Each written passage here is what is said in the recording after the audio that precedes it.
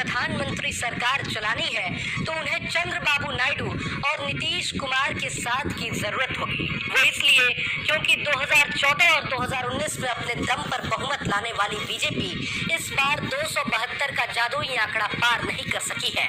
अभी तक तो टीडीपी और जेडीयू दोनों ही एनडीए के साथ होने की बात कह रहे हैं, लेकिन भविष्य में वो इंडिया अलायंस के साथ चले जाएं, इस बात को भी नकारा नहीं जा सकता है, क्योंकि पहले भी ये दोनों ही नेता कई बार बीजेपी का साथ छोड़कर विपक्ष से हाथ मिला चुके हैं। लोकसभा चुनाव में 12 सीटें जीतने वाली जेडीयू के अध्यक्ष और बिहार के सीएम नीतीश कुमार इस वक्त बीजेपी के लिए बहुत जरूरी हो गए हैं।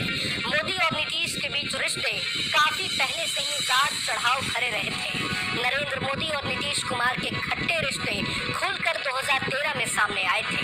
सितंबर 2013 में बीजेपी ने नरेंद्र मोदी को प्रधानमंत्री पद का उम्मीदवार बनाया तो नीतीश इससे नाराज हो गए और खुद को एनडीए से अलग कर लिया। 2015 का विधानसभा चुनाव उन्होंने लालू यादव की आरजेडी के साथ मिलकर लड़ा था। नीतीश लालू की जोड़ी चल पड़ी और बिहार में जेडीयू आरजेडी की सरकार भी बनी, लेकिन 2 साल बाद ही जुलाई 2017 में नीतीश कुमार पलटी मारते हुए दोबारा एनडीए में आ गए। एनडीए में आने के बाद 2019 का लोकसभा चुनाव और 2020 का विधानसभा चुनाव नीतीश कुमार ने बीजेपी के साथ मिलकर लड़ा। 2020 में बिहार में एनडीए की सरकार बनी, लेकिन फिर से अगस्त 2022 में नीतीश ने पलटी मारी और आरजेडी के साथ मिलकर सरकार बनाई। इसी साल जनवरी में नीतीश ने एनडीए का दामन थामा है। वो कई बार कह चुके हैं कि अब वे पलटी नहीं मारेंगे, लेकिन सवाल उठता है कि अगर इंडिया अलायंस की तरफ से नीतीश को डिप्टी पीएम पद का ऑफर मिल गया तो क्या वे बीजेपी के साथ बने रहेंगे? अब सवाल उठता है कि नीतीश को अपने साथ बनाए रखने के लिए बीजेपी उन्हें क्या ऑफर दे सकती है। खबरों के मुताबिक नीतीश को अपने साथ बनाए रखने के लिए बीजेपी उनकी पार्टी जेडीयू को 4 से 5 मंत्री पद का ऑफर दे सकती है। नीतीश की पार्टी से ललन सिंह और संजय झा को तो मंत्री पद मिलना लगभग कंफर्म भी हो चुका है।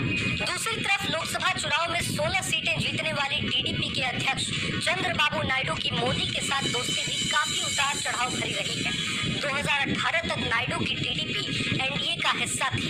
एनडीए से अलग होने के बाद नायडू की टीडीपी ने मार्च 2018 में मोदी सरकार के खिलाफ संसद में अविश्वास प्रस्ताव भी पेश किया था। हालांकि ये प्रस्ताव गिर गया था। 2019 के लोकसभा चुनाव के दौरान मोदी और नायडू के बीच कई बार तीखी बयानबाजी भी हुई। गठबंधन से अलग होने के कारण पीएम मोदी ने नायडू को यूटर्न बाबू तक कह डाला था। इतना ही नहीं, 2002 के गुजरात दंगों के बाद नायडू उन नेताओं में से एक थे जिन्होंने सबसे पहले नरेंद्र मोदी से इस्तीफा मांगा था। तब मोदी गुजरात के मुख्यमंत्री थे और गुजरात दंगों के कारण उन पर इस्तीफे का दबाव बढ़ गया था। हालांकि 2019 के लोकसभा और आंध्र प्रदेश विधानसभा चुनाव में हार के बाद नायडू ने कई बार कथित रूप से एनडीए में शामिल होने की कोशिश की थी। माना जाता है कि नायडू ने जो कुछ भी बयानबाजी की थी उसे लेकर मोदी टीडीपी को एनडीए में लाना नहीं चाहते थे, लेकिन एक्टर से नेता बने पवन कल्याण मोदी और नायडू को करीब लेकर आए। आखिरकार चुनाव से ऐन वक्त पहले मार्च में टीडीपी एनडीए में शामिल हो गई। 2024 में चंद्रबाबू नायडू किंग मेकर बनकर उभरे, जिनके दम पर ही बीजेपी केंद्र में सरकार बना सकती है। अब सवाल उठता है कि नायडू को अपने साथ बनाए रखने के लिए बीजेपी उन्हें क्या ऑफर दे सकती है। खबरें तो आ रही हैं कि चंद्रबाबू नायडू ने बीजेपी को अपना समर्थन देने के लिए अपनी पार्टी से लोकसभा अध्यक्ष और अपने हर एक 3 सांसद पर एक मंत्री पद की मांग की है। हालांकि इन तमाम तरह की अटकलों को चंद्रबाबू नायडू ने बेबुनियाद बताया है। उन्होंने कहा है कि हम एनडीए के साथ पहले भी थे और आगे भी बने रहेंगे, लेकिन नायडू अगर एनडीए से अलग होते हैं तो फिर बीजेपी के लिए सरकार बनाना मुश्किल हो जाएगा। बहरहाल अब आने वाले समय में नायडू और नीतीश क्या सियासी गुल खिलाते हैं, ये देखना दिलचस्प होगा।